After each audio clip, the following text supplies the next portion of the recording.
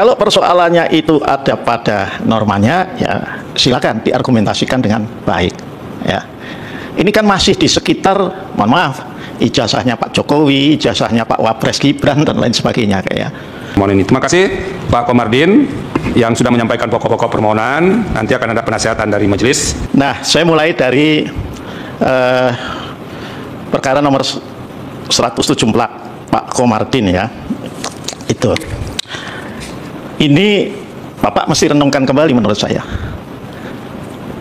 Persoalannya apakah ada di norma undang-undangnya yang Bapak mohonkan pengujian, pasal 17 huruf G dan huruf H angka 5 serta pasal 18 ayat 2 huruf A, atau persoalannya ada pada implementasi.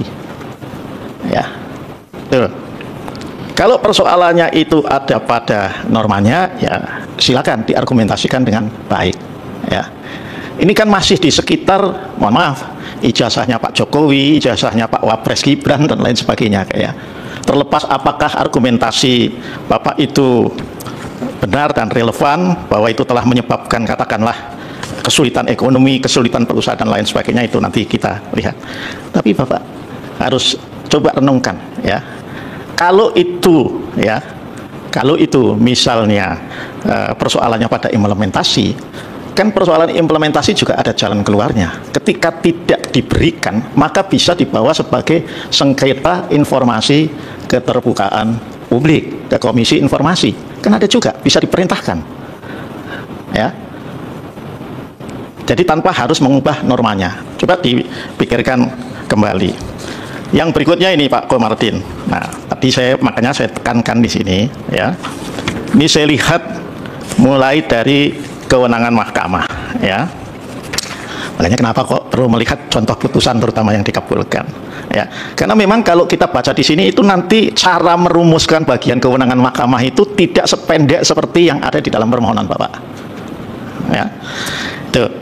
Di sana Bapak perlu untuk mencantumkan yang pertama apa? Dasar hukum kewenangan mahkamah. Di mana itu diatur? Pasal 24C ayat 1 UUD NRI tahun 1945.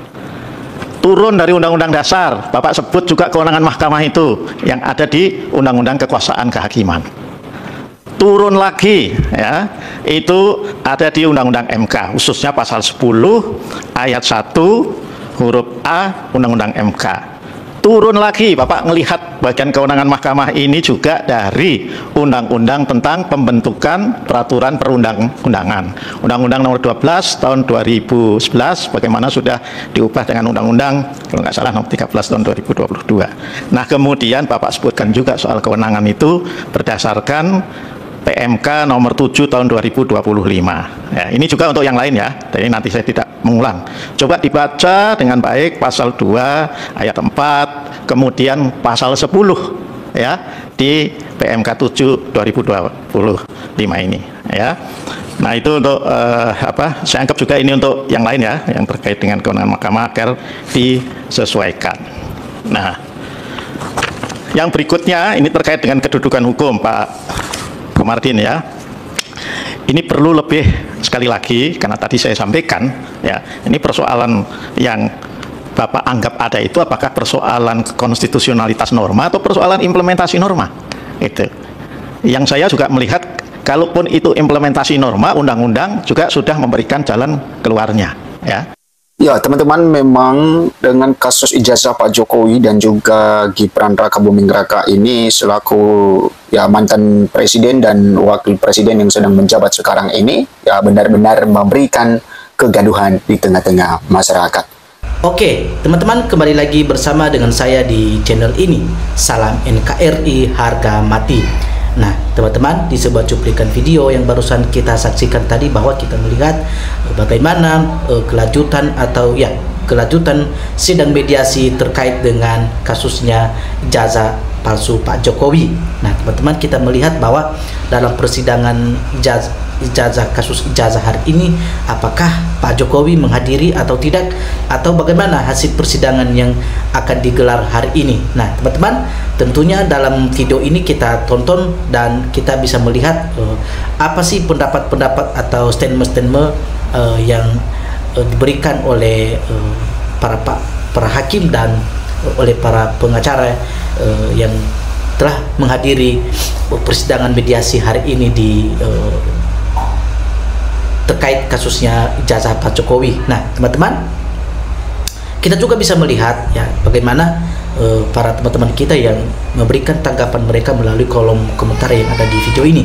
Kita melihat bahwa di sini ada yang mengatakan bahwa hakim harus adil dan jujur dan transparan. Nah, di sini ada yang mengatakan meminta para hakim jangan sampai ada ketidakadilan. Ya, para hakim meminta supaya masyarakat meminta supaya para hakim bisa ada ketransparan dan jujur di dalam kasus ini.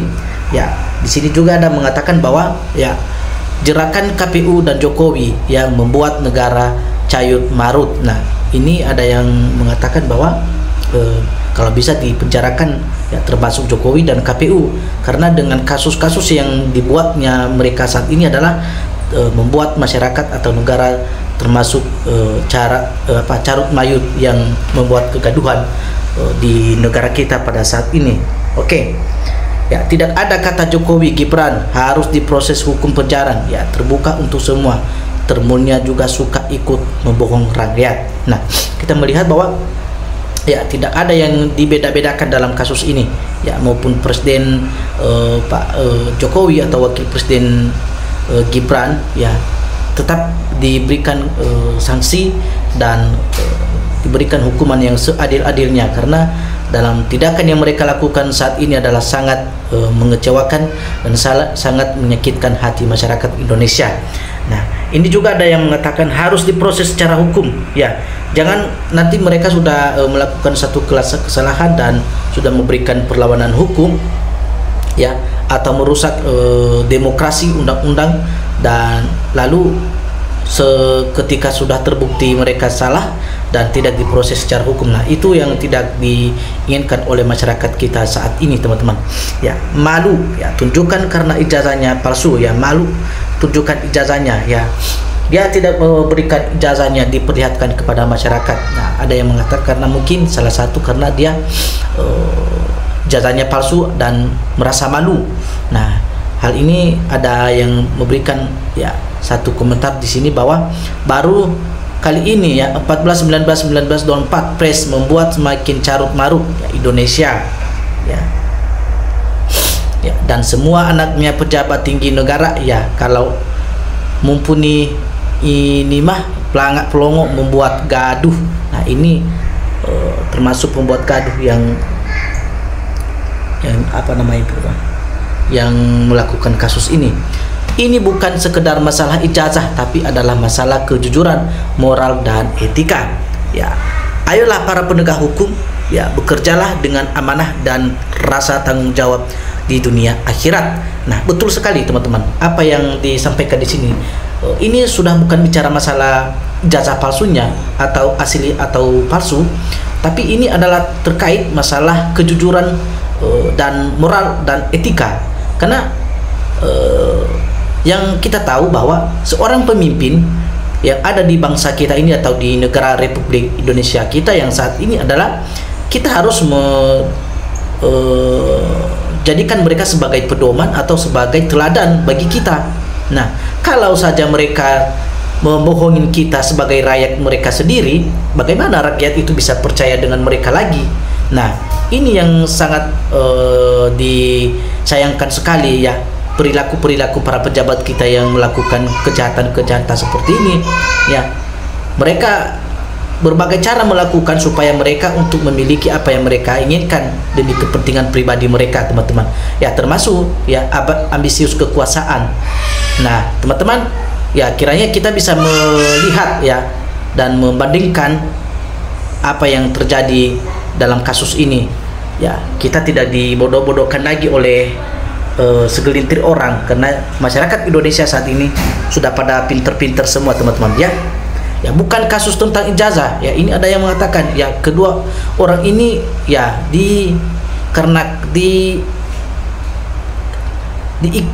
karena ya kami sebagai rakyat sudah bosan ya, sudah bosan menonton berita ini tidak ada ujungnya.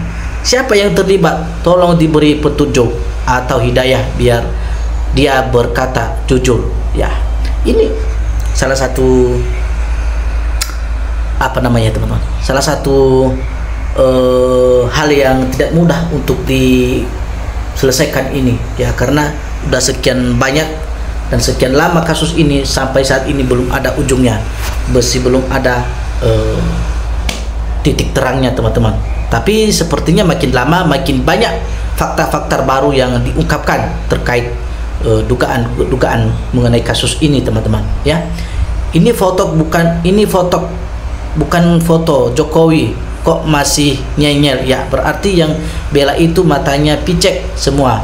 Semoga dibutakan di akhirat, kelak di dunia sudah buta. Nah, dalam sidang mencari kebenaran keadilan harus ingat lubang kuburan yang gelap dan siksa kubur yang ganas. Nah, ini mengingatkan kita tentang bagaimana nanti kalau kita melakukan satu kebohongan di dalam persidangan ya, terlebih kita harus mengingat bagaimana nanti kehidupan kita di akhirat ya. Apakah kita membela kebenaran, apa kita membela kepalsuan? Nah, walaupun langit runtuh, keadilan harus tetap ditegakkan. Nah, itu yang harus diharapkan ya, keadilan tetap ditegakkan di tengah-tengah negara Republik Indonesia ini. Jangan sampai hukum berpihak kepada orang yang kaya atau hukum bisa dibeli oleh orang yang banyak uang. Tapi hukum tetap berjalan walaupun dia salah, tapi tetap diberikan hukum seadil-adilnya. Ingat, jangan jadi hakim ternak, ingat ujung-ujung termu hakim MK ya. Dari pemimpin pembohong jadilah ternak pembohong juga. Kalau MK pembohong, pendusta, pasti rakyat dirugikan. Demikian pula bila ijazah Jokowi palsu, pasti dirugikan anak negeri karena beliau bukan ahlinya mengurus suatu negara. Nah, Jokowi sampai sekarang tidak menunjukkan ijazah aslinya, maka PN tinggal memutuskan bahwa ijazah Jokowi palsu ya, sesuai dengan penelitian dan pembuktian jelas. Nah, teman-teman, bahwa kita tahu sampai saat ini ya belum ada berita yang bisa memberikan kita sinyal bahwa sudah memberikan atau sudah menunjukkan ijazah aslinya oleh dari pihak Pak Jokowi. Malah sampai saat ini itu yang kita tunggu-tunggu ya. Netizen dan masyarakat Indonesia sedang menunggu hal ini, bahwa kapan pihaknya Pak Jokowi bisa memperlihatkan ijazah aslinya kepada masyarakat, dan kapan bisa ngaku dan jujur bahwa ijazahnya palsu kalau memang itu tidak bisa dibuktikan asli. Nah, ini harapan-harapan yang harus kita gumulkan, bahwa supaya dengan kasus ini ya, dengan adanya permasalahan seperti ini ya, mudah-mudahan ada perubahan-perubahan nanti ke depan teman-teman, seperti menjadi sebuah pelajaran dan pengalaman besar ya, pelajaran berharga bagi orang lain juga.